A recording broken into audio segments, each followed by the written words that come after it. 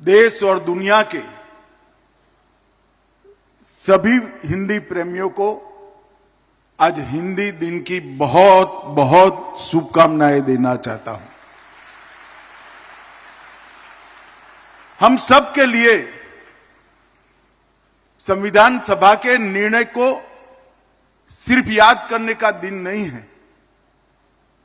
मोदी जी ने कहा है कि 75 साल से 100 साल ये जो अमृत काल है, इस संकल्प लेने का और संकल्प की सिद्धि करने का समय है। हम सब ने, पूरे देशवासियों ने संकल्प लेने की जरूरत है कि 25 साल के अंदर हमारा देश कोई भाषा की लघुता ग्रंथि से मुक्त होकर हमारी स्वभाषाओं में देश का विकास करेगा और देश को दुनिया के सर्वोच्च स्थान पर पहुंचाएगा। हमारी राजभाषा, हमारी स्थानीय भाषाएं विश्व की सबसे समृद्ध भाषाओं में, और जब तक हम ये बात का संकल्प नहीं करते कि इस देश का शासन, इस देश का प्रशासन, इस देश का ज्ञान, इस देश का अनुसंधान हमारी भाषाओं में होगा, राजभाषा में होगा, तब तक इस देश की क्षमताओं का हम उपयोग नहीं कर सकते हैं। मित्रों, ये सब चीजों को आज संकल्पित करने का दिन है। इसलिए मैं देश भर में, दुनिया भर में फैले हुए हिंदी प्रेमियों को, राजभाषा प्रेमियों को कहना चाहता हूं कि ऐसा मत समझिए कि राजभाषा के विस्तृत करने का, राजभाषा को आगे बढ़ाने की लड़ाई जो है वो हम पीछे छोड़ चुके हैं। मौका ही अब आया है ये लड़ाई को आगे बढ़ाने का, मौका ही अब आया है ये लड़ाई को जीतने की स्थान पर ले जाने का।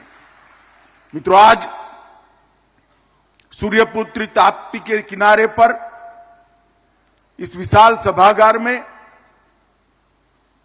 हिंदी सम्मेलन को देखकर, राजभाषा सम्मेलन को देखकर मन को बड़ा आराम मिलता।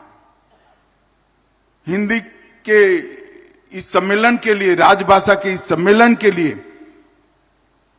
हमने सूरत का चयन इसलिए किया था, दो कारण थे। एक तो सूरत वीर नर्मद की भूमि है।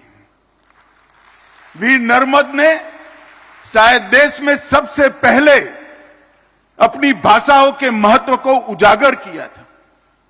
उन्होंने देश भर में अपनी भाषाओं में इस देश का व्यवहार हो, इसका आग्रह रखा था। उन्हें पूरे गुजराती लोगों को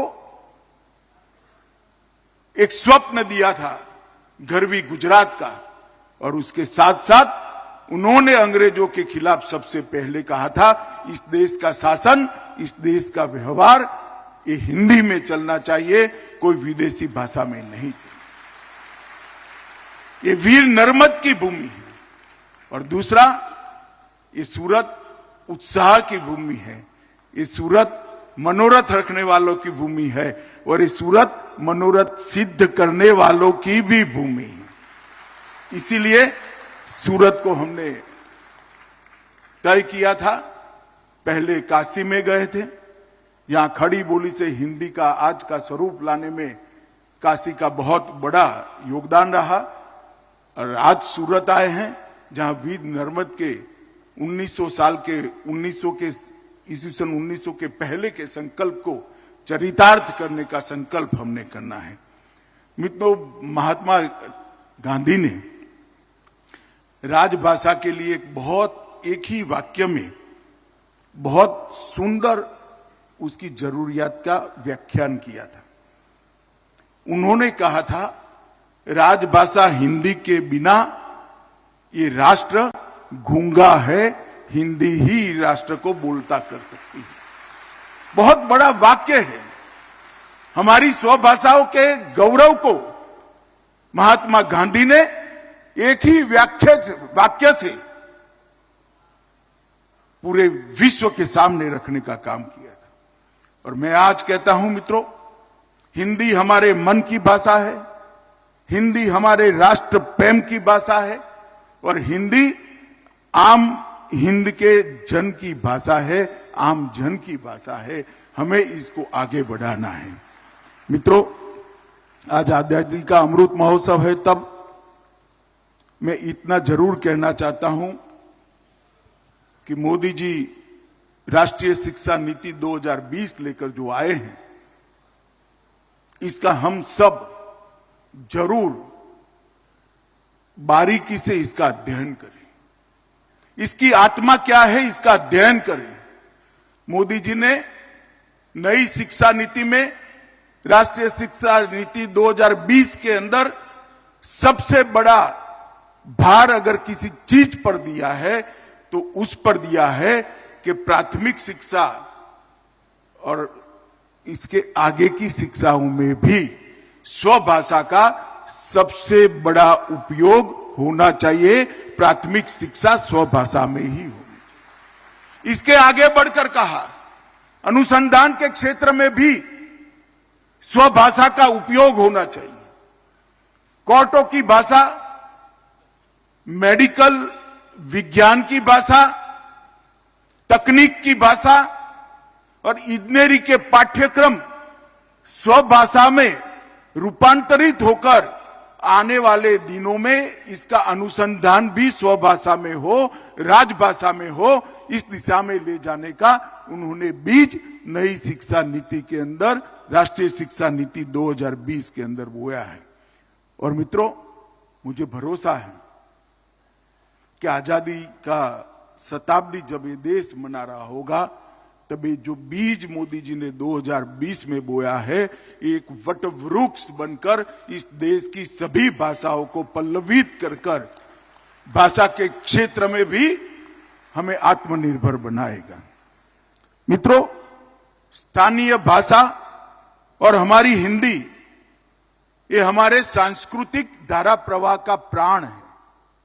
हमारी संस्कृति को, हमारे इतिहास को और आने अनेक पीढ़ियों से हमारा जो साहित्य सर्जन हुआ है, इसकी आत्मा को अगर समझना है तो राजभाषा को सीखना ही पड़ेगा। अगर इसकी आत्मा को समझना है तो हमारी स्थानीय भाषाओं को मजबूत बनाना पड़ेगा और राजभाषा और स्थानीय भाषा मिलकर पूरे देश के मन में से ये भाषा की लघुता ग्रंथि को जो अंग्रेजों ने निर्मित किया है, उसको उखाड़ कर फेंकने का समय अब आ गया है। इसलिए आज का दिन जो देश को हर क्षेत्र में स्वावलंबी बनाना चाहते हैं, देश को हर क्षेत्र में आत्मनिर्भर बनाना चाहते हैं, उनके लिए बहुत महत्वपूर्ण है। लोकमान्य तिलक ने स्वराज मेरा जन्मसिद्ध अधिकार है, इसका जयघोष किया।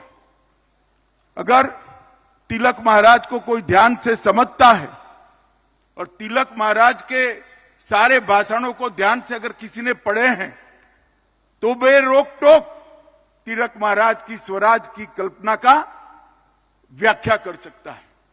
तिलक महाराज के स्वराज की कल्पना में सिर्फ शासन में परिवर्तन नहीं था, शासन तो परिवर्तित हो ही, इस देश का शासन इस देश के लोग ही करे, वो तो एक प्रमुख मांग थी, परंतु उसके साथ साथ स्वभाषा, स्वधर्म, स्वसंस्कृति, इसके लिए भी स्वराज की मांग तिलक महाराज ने उठाई थी। और आज मुझे विश्वास है कि मोदी जी के नेतृत्व में देश जिस रास्ते पर चल रहा है, वो रास्ते पर तिलक महाराज के स्वराज की परिकल्पना को हम सार्थक करेंगे और देश उसी रास्ते पर चलेगा। मैं आज राजभाषा दिन के मौके पर देश के युवाओं को भी कहना चाहता हूं, भाषा क्षमता की परिचायक नहीं है, भाषा अभिव्यक्ति है। क्षमता आपके अंदर पड़ी है। आपकी क्षमता का परिचय किसी भाषा का मोहताज नहीं है।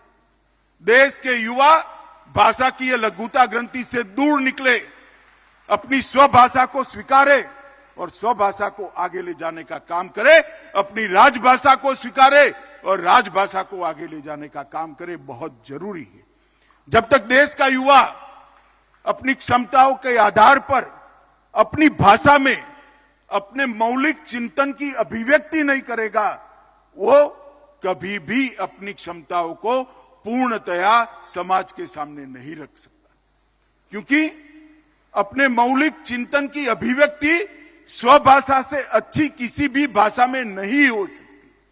ये हमने समझ कर रखना चाहिए। ढेर सारे शिक्षाविदों ने प्राथमिक शिक्षा और बच्चे की ग्रहण शक्ति पर जितने भी अध्ययन किए हैं, वो सारे अध्ययन एक ही बात को इंगित करते हैं कि बच्चा स्वभाषा में जो ग्रहण कर सकता है, वो बच्चा आगे जाके मौलिक चिंतन कर सकता है। और मित्रों, जो मौलिक चिंतन कर सकता है वो ही अनुसंधान कर सकता है, और जो अनुसंधान कर सकता है वो ही क्षमता प्राप्त कर सकता है। ये पूरी श्रृंखला को भाषा के बगैर पंगु बनाने का काम आगे चलने वाली सरकारों ने किया है। मोदी जी ने एक भी शब्द बोले बगैर विश्व में जहां जहां भी मंच मिला, गौरव के साथ हिंदी में पूरे विश्व को संबोधित किया है। और मैं कह सकता हूं कि विश्व के मंच पर अंग्रेजी बोलने वाले सारे नेताओं से ज्यादा वजन से अगर किसी को सुना गया है तो मेरे और आपके नेता, हमारे देश के प्रधानमंत्री नरेंद्र मोदी को सुना, क्योंकि उन्होंने अपनी भाषा में अपनी बात रखी थी। उनकी अभिव्यक्ति सटीक थी, मन की गहराइयों से आती थी, दिल की गहराइयों से इनकी अभिव्यक्ति आती थी, इसलिए इसकी स्वीकृति भी ज्यादा आई। मैं आज अभिभावकों को भी, बच्चों के अभिभावकों को भी एक बात करना चाहता हूं। मेरी बात मानकर आप बच्चों के शिक्षा का माध्यम तो एकदम बदलेंगे नहीं, मुझे मालूम है, परंतु कम से कम ठीक है ना भाई, कोई बात नहीं, ये समय भी आ जाएगा, मगर कम से कम अपने घर में बच्चों से बातचीत की भाषा अपनी रखिएगा। अगर बातचीत के माध्यम से भी राजभाषा सिखा दोगे, बातचीत के माध्यम से भी गुजराती, मराठी, तेलुगु, तमिल, मलयाली सिखा दोगे बच्चों को, तो वो बच्चा अपना रास्ता आगे ले देगा, क्योंकि पूरा देश ही करवट बदल रहा है, तो आपका बच्चा भी इसके साथ जुड़ने वाला है। तो मेरा अभिभावकों से बहुत आग्रह है कि एक बार बच्चों को उनके सुनहरे भविष्य के लिए अपनी भाषा जरूर सिखाइए। जब तक आपका बच्चा स्वभाषा नहीं सीखता है, वो देश की संस्कृति से नहीं जुड़ सकेगा, देश के इतिहास को नहीं समझ पाएगा, और देश की संस्कृति को इतिहास से जुड़े बगैर वो ये देश के नहीं जुड़ पाएगी, इसकी जड़ें इस देश से नहीं जुड़ सकती। इसलिए मैं अभिभावकों को भी ये कहना चाहता हूं कि आपके बच्चे को आप स्वभाषा जरूर सिखाइए। मित्रों, आज यहां पर एक हिंदी से हिंदी बृहद शब्दकोश, जिसका नाम हिंदी शब्द सिंधु रखा है, इसका पहला संस्करण लोकार्पण किया गया है।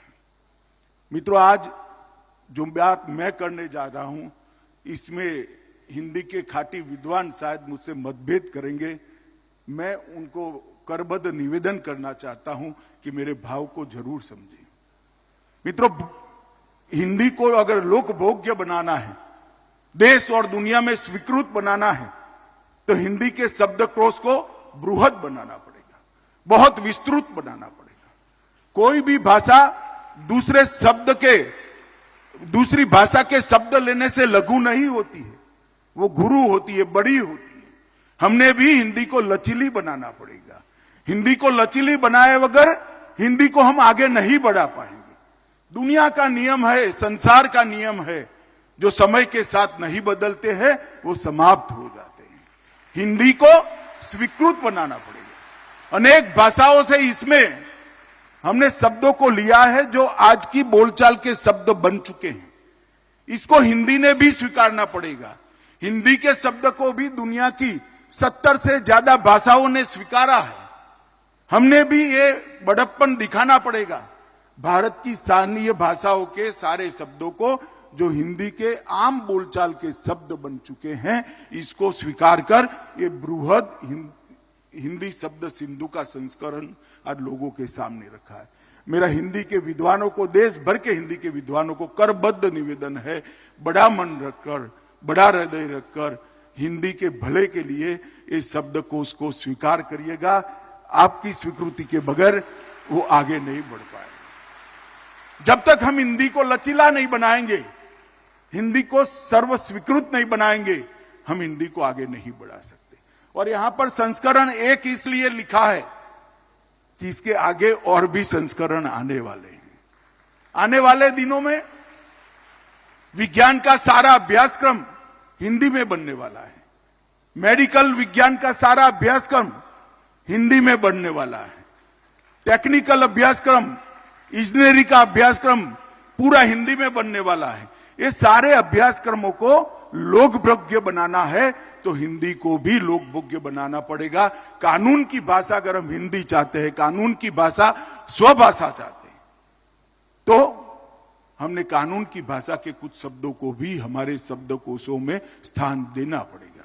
स्थानीय भाषाओं के शब्दकोश बनाने वाले विद्वान को भी मेरा निवेदन है, अगर हम कोर्ट की भाषा, कानून की भाषा हमारी गुजराती बने, मराठी बने, पंजाबी बने, बांग्ला बने, ये चाहते हैं तो कुछ शब्द को हमने स्वीकार कर इसको बृहद बनाना पड़ेगा और राजभाषा ने भी ये करना पड़ेगा। इसलिए इस शब्दकोश को हमने पूर्णतया डिजिटल और खोज परख बनाने का काम किया है। ये डिजिटल है और खोज परख भी है, तो विभिन्न विषयों पर, जनसंचार के विषय में, मेडिकल साइंस के विषय में, खेत कुल के विषय में, अंतरिक्ष विज्ञान के विषय में, भौतिकी, रसायन और भूमिति के विषय में, गणित के विषय में ढेर सारी शब्दावली को इसके अंदर समाहित की है। कानून के भी, कोर्ट की बोलचाल के बहुत सारे शब्दों को इसके अंदर हमने समाया है, क्योंकि जब फैसलों का अनुवाद करने का समय आएगा, फैसलों को राजभाषा में अनुवादित कर उसको देने का समय आएगा, तब ऐसा न हो कि कोई शब्द मिले ही नहीं। इसको बहुत गहन मेहनत कर बनाया गया है। मैं हिंदी के विद्वानों को अनुरोध करना चाहता हूं कि इस बृहद शब्दकोश को आपका आशीर्वाद भी मिले, समर्थन भी मिले और आप इसको जनता के बीच में बड़े उत्साह के साथ ले जाइए, इसका उपयोग भी बढ़ाइए, ये अनुरोध करने आया हूं।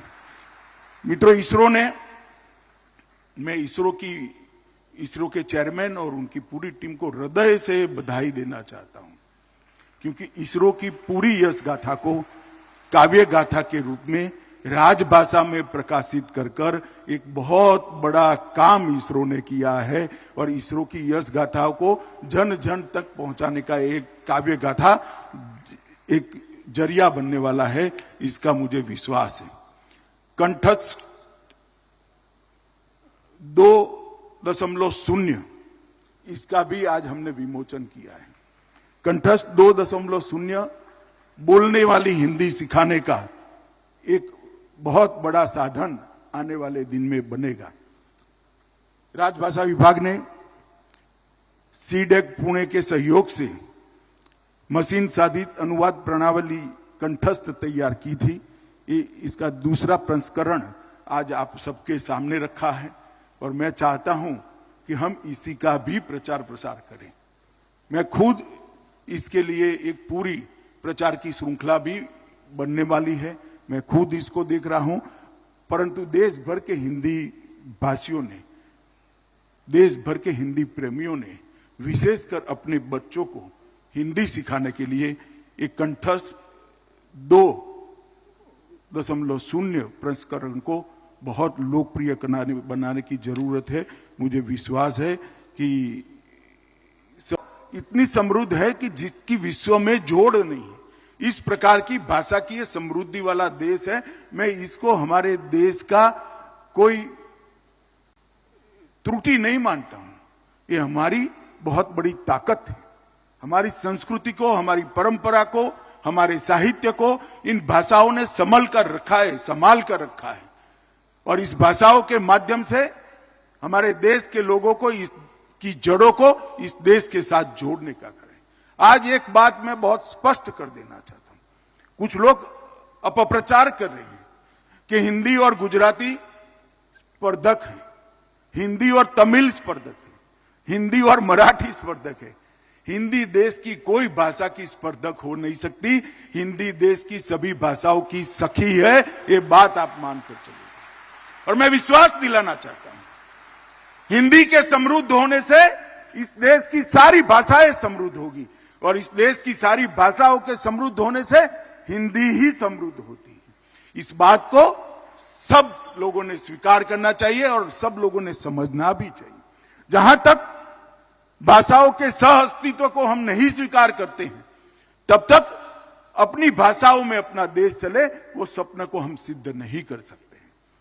और मैं बहुत मन से कहना चाहता हूं कि हर भाषा को, हर बोली को जिंदा रखना हमारा लक्ष्य होना चाहिए।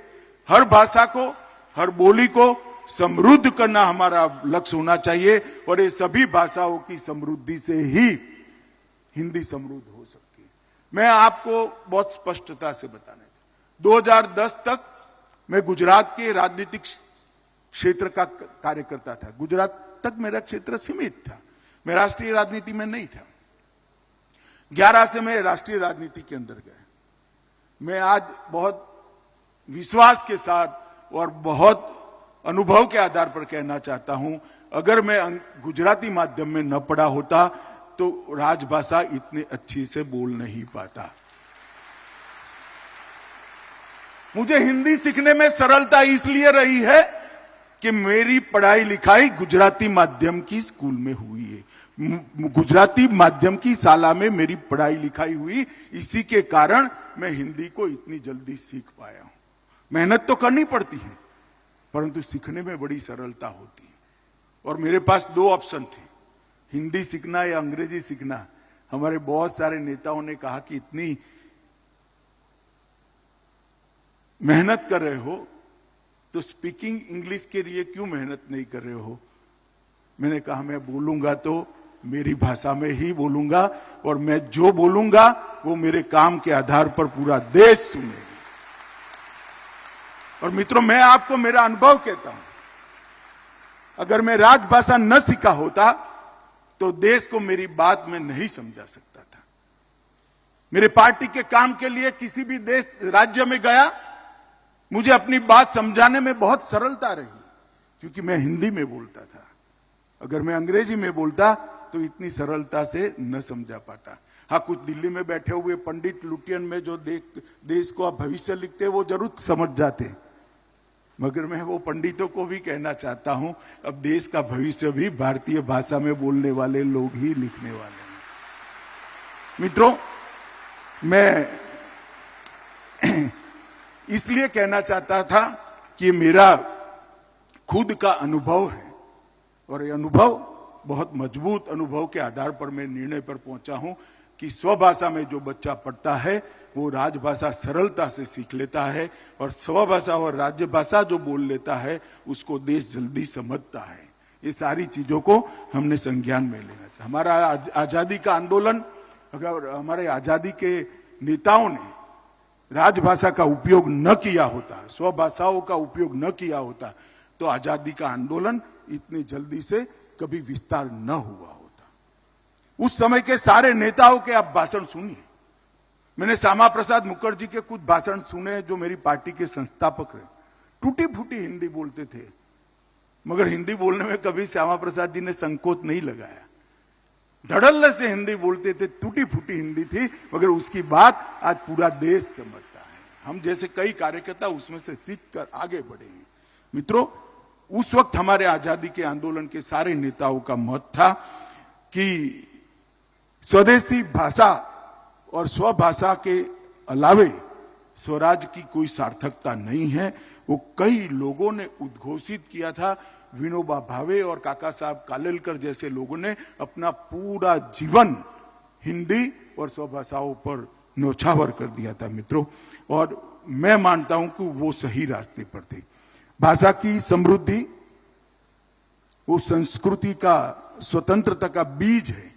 ये वाक्य लोकमान्य बाल गंगाधर तिलक ने पहले सार्वजनिक गणेश उत्सव में कहा था कि भाषा की समृद्धि ये स्वतंत्रता का बीज है। अपनी भाषाओं पर बोलने के लिए बहुत डटकर हमने आगे बढ़ना चाहिए, वो उन्होंने कहा था। मित्रों, हिंदी हमेशा समावेशी भाषा रही। सुभद्रा कुमारी चौहान की झांसी की रानी हो या माखनलाल चतुर्वेदी की पुष्प की अभिलाषा हो, मैंने उसको मलयाली में भी पढ़ा है, जान नहीं पाया। मैंने पूछा क्या है, तो उन्होंने कहा माखनलाल चतुर्वेदी की पुष्प की अभिलाषा है। मैंने बोला यहां कौन लेकर आए कि अनुवाद हुआ है। मैंने उसको आसाम में भी पढ़ा है और मैंने उसको तमिलनाडु में भी सुना है, तमिल में सुना है। मित्रों, हिंदी समावेशी भाषा है। आगे हमें इसको, इस संदेश को हमने आगे बढ़ाना है। मित्रों, आप आजादी का इतिहास देखोगे तो अंग्रेजों को हमारी स्वभाषा और राजभाषा की कई कविताएं और कई साहित्य को बैन करना पड़ा था, उस पर प्रतिबंध लगाना पड़ा। मुंशी प्रेमचंद के कहानी संग्रह को, साजे वतन को प्रतिबंधित करना पड़ा।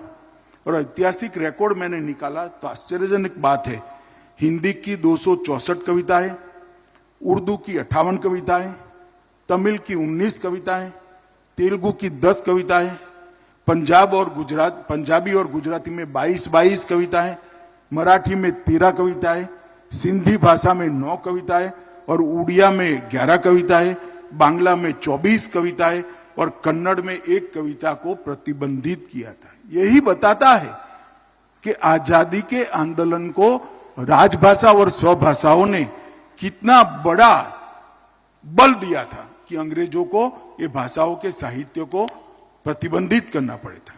मित्रों, अन्य भाषा भाषी जो हमारे नेता थे, उन्होंने भी राजभाषा को बहुत महत्व दिया।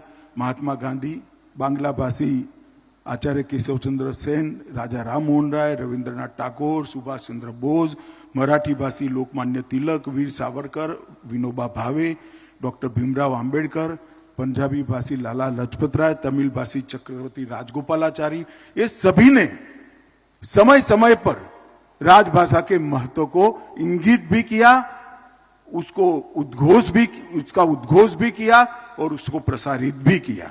क्योंकि वो सब जानते थे कि अगर हम देश की भाषा नहीं बदलते हैं तो देश का शासन बदलने का हमारी कल्पना जो है वो अधूरी रह जाएगी। मित्रों, अभी गुजरात के मुख्यमंत्री ने उल्लेख किया, सत्यार्थ प्रकाश,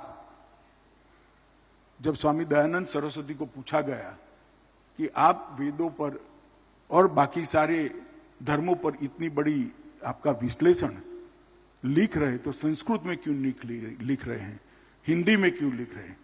उन्होंने बहुत स्पष्टता के साथ उल्लेख किया था कि वेदों को और मेरे सभी धर्मों पर के विश्लेषण को अगर मैं लोकभोग्य बनाना चाहता हूं तो केवल और केवल हिंदी के माध्यम से भी ही हो सकता है।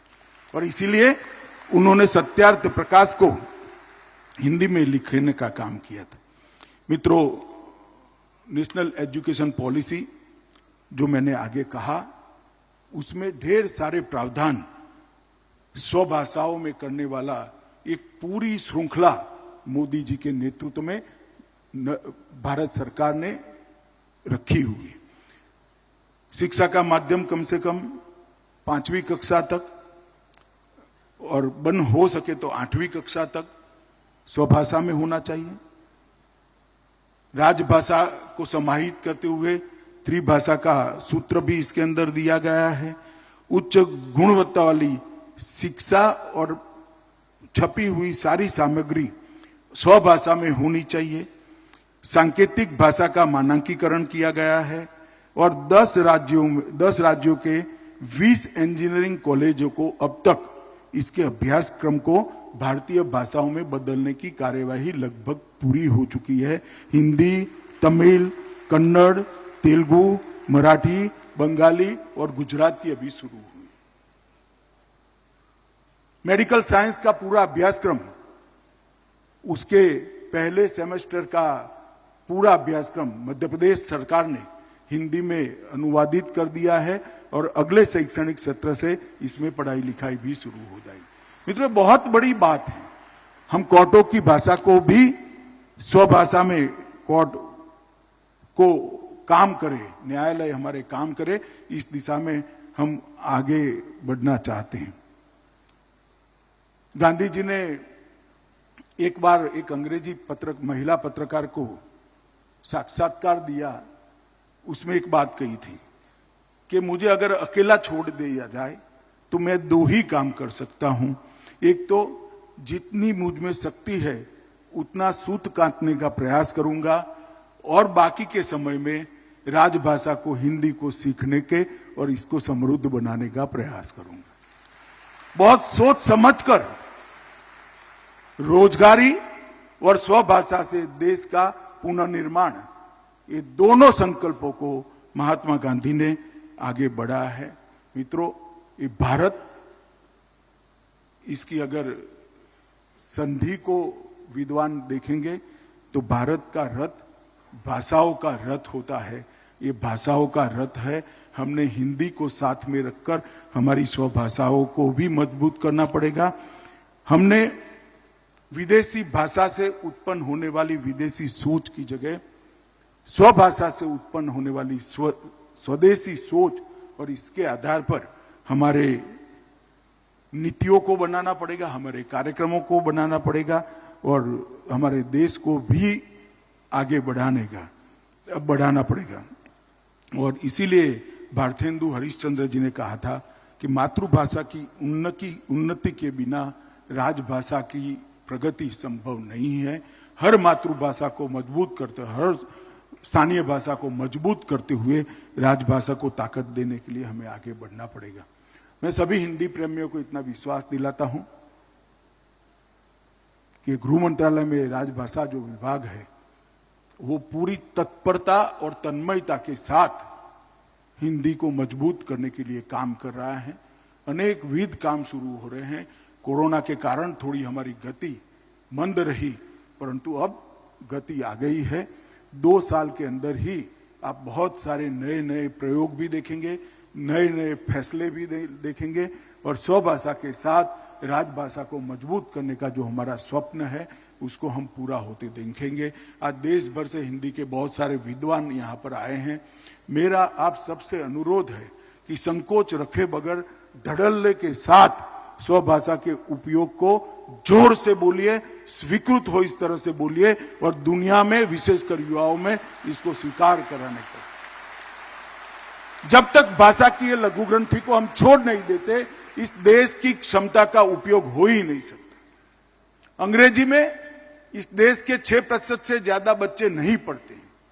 उनके अंदर कोई क्षमता नहीं पड़ी है ऐसा नहीं है, मगर जब वो फर्राटे की अंग्रेजी नहीं बोलते हैं, राज्य स्तर पर और राष्ट्रीय स्तर पर उनको मंच नहीं मिलता। नमस्कार, मैं हूं मानक गुप्ता। अगर आपको हमारा ये वीडियो पसंद आया हो तो इसे लाइक और शेयर जरूर करें और हां, हमें सब्सक्राइब और फॉलो करना ना भूलें ताकि आप देश और दुनिया की कोई खबर मिस ना करें। तो जुड़े रहिए हमारे साथ और देखते रहिए न्यूज़ 24।